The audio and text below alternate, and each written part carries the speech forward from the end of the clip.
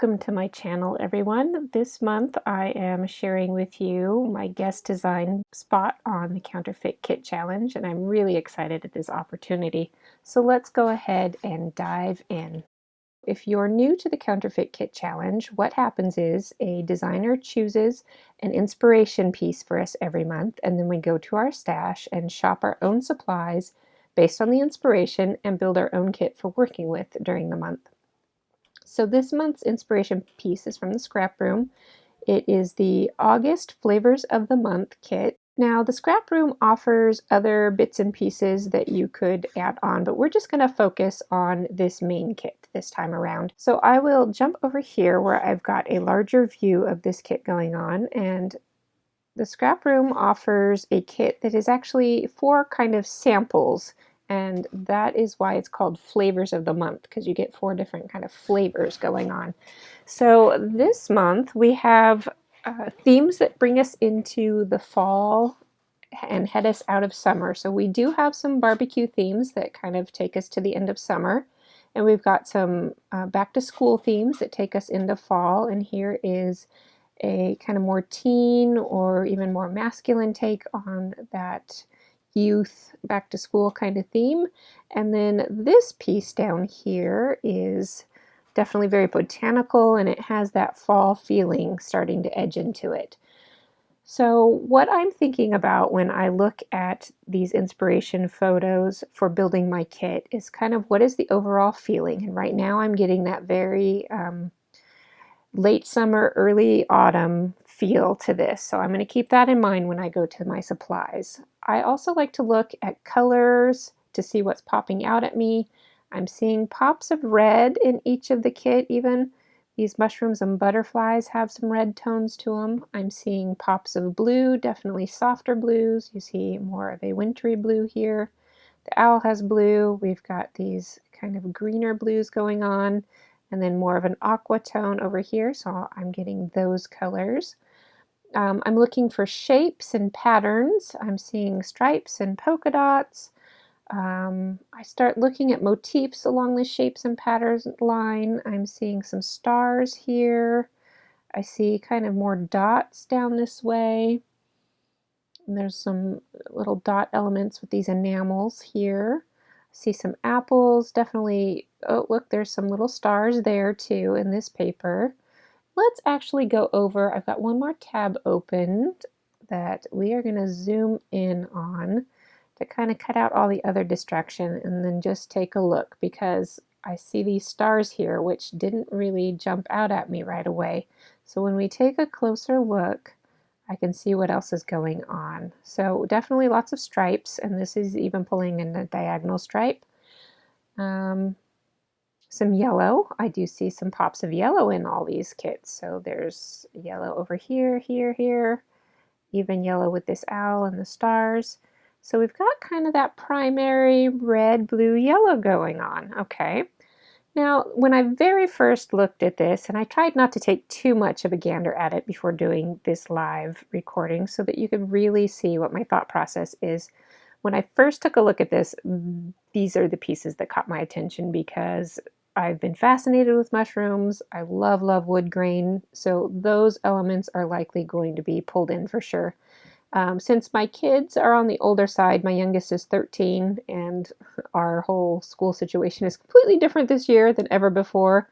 The back to school theme is probably not where I'm going to go at all with this, but I think I will pull in some stars for sure, and I'll bring in that motif. Oh, there's a little bit of twine here, so I'll definitely pull in that. I think I will bring in some butterfly elements and some kind of greenery or floral elements. While I like this kit a lot with the teen vibe going on, I just can't think of much that's speaking to me there besides the stars. So, oh, I do see a little fox actually. That would fit very well with our little botanical theme going on over there. All right, I'll stop there with that. I've got an idea for some themes to work around, some motifs to pull in, some colors to work with, and now I want to look at some specific embellishments. So we had mentioned the twine already. I had mentioned some enamel dots. It looks like we have some die cut ephemera pieces, some sticker pieces, And then this looks like some more die cuts, maybe some journaling card type pieces. So I will go to my stash and pull out some supplies and get started building my kit. So my process for building a kit involves taking those ideas that I had and just pulling out anything that catches my attention. So colors, motifs, shapes and styles, and that sort of thing. So the first thing that I did was think about those wood veneer apples. And I went to my wood veneers and I started pulling out a whole bunch of things. I found owls, which I know is a motif I was looking for. I found butterflies, which I know was another motif I was looking for. I found a fox. And then I just kept pulling and pulling. And as I was pulling, I realized that I was picking out all of these woodland creatures. So then that's where I kind of started focusing my attention around. And I found some die cut pieces that had a little bit of gold foiling on it. Now it's a little hard to see there, but you can see some shiny reflection. And that led me to pull out my foil quill and some gold foil to add other accents to this kit. And then I kept pulling out motifs that were in my mind. So these are some little bears and bare feet. That goes with the kind of woodland critters motif. I found that deer, some mushrooms, and then these logs are again that woodland feel to it, which I knew I was going to go for. And some leaf, these are kind of button style pieces. And of course I knew I was going to pull out stars, so I have lots of stars and a few more leaves. So that is where I started building my kit around. And then I went to my die cuts and my stamps and looked, and I chose several products. And as I'm sorting through these products, some I will set to the side because they're duplicates, and some I will keep in my stash. So that fox particularly is going away because it's more of a winter theme and less of a fall theme. And so here's a cute little owl that matches some of my owls. I got some mushrooms, but see here I have two owls, so I'm going to keep one and set aside the other. Now I knew I had some washi tape with some of the images I was looking for, but I wanted to pick my papers first before I decide on which ones.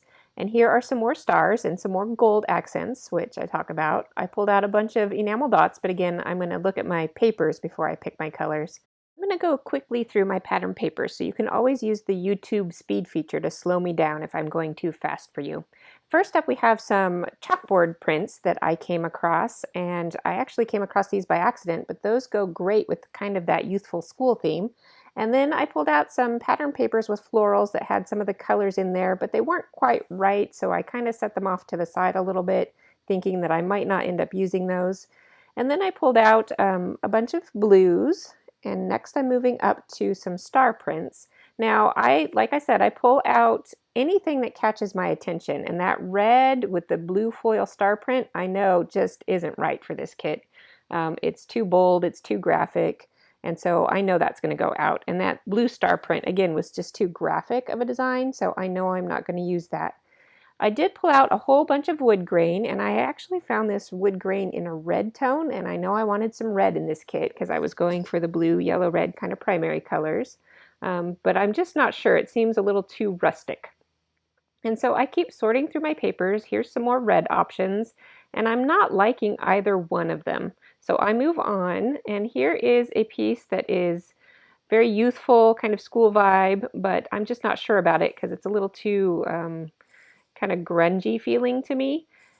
Here is some pattern paper in multiple colors, and I have a few sheets of these. Oh, there's some music notes, and that kind of reads school to me, so I stuck it up there with the chalkboard in school.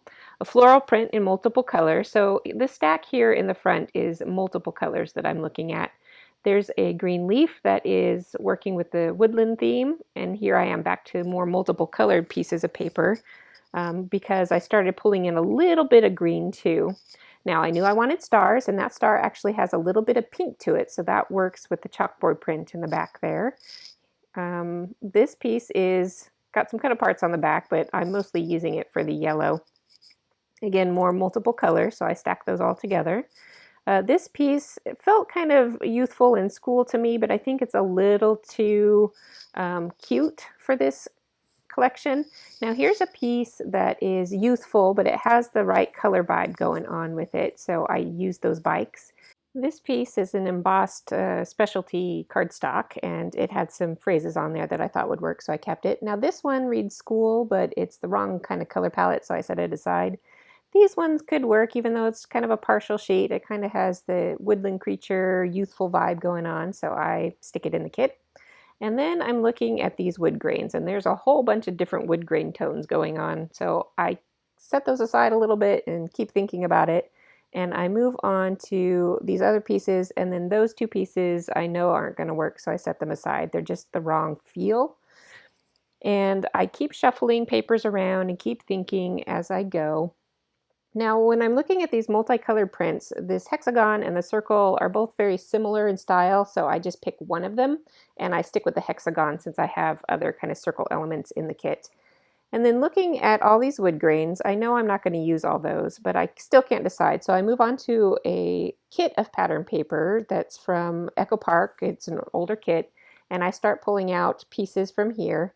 And as I'm looking at this kit, I realize I don't have enough red going on, so I'm still looking for more red. And this supply right here definitely has red. And the other thing I'm thinking about is that I know I've pulled in a little bit of green, so I'm wondering if I should add more green or if I should keep my color palette more simple. So that's what I'm thinking about as I keep playing with these pieces. Now I thought I might use that cut apart in sticker sheets, but in the end I decided they were a little too kind of vintagey, and so I set them aside. And then I keep that multicolor kind of doily stripe, and I keep this kind of postage stamp black and cream paper that has more of that school office-y feel to it. And then here I am considering some greens versus these reds, and I decide I'm going to keep the florals and the reds for that element because I was missing some reds and some florals that I thought I wanted. Now this set of wood grain papers is from Wild Whisper, and I find a lovely red wood grain in there. And then there's kind of this planky wood grain that has a red tone to it, and so that's going to add some red to my kit that I was looking for. Now these other wood grain papers, I know there's too many of them, so I set those kind of yellowy tones aside and keep just more of the neutral tones, and so that helps me pare that decision down. And so then I go back to my stash and I pull some more red pieces. Now here's something I missed the first time that has a school vibe to it with some nice pops of red.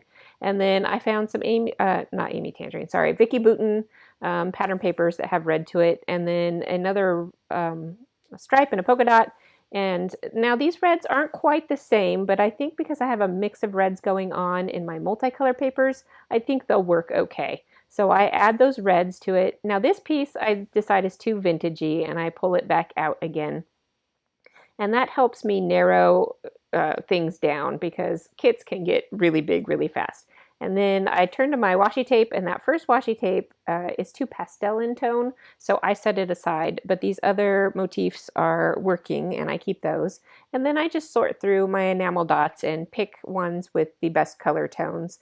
Now, I didn't have many reds, so I ended up with kind of an orangey red tone, but that worked with some of the papers. So that works okay.